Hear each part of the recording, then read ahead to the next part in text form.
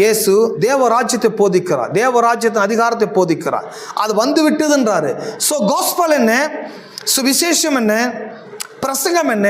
தேவராஜ்யம். எல்லாம் தேவராஜ்யம், எல்லாம் தேவராஜ்யம். ஏன் ராஜ்யத்தை போதிக்க வேண்டும்? ஏன் ராஜ்யத்தை நாம் பிரசங்கிக்கப்பட வேண்டியதாக இருக்கிறது?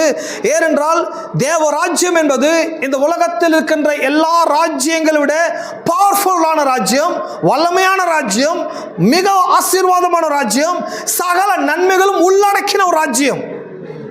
எல்லா நன்மைகள் அந்த ராஜ்யத்தில் இருக்குது.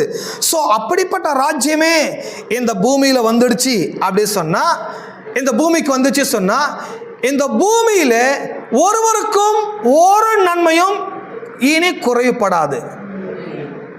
ஏன் குறைவுபடுதுன்றது பேசுகிறேன், நல்லா கவனிங்க.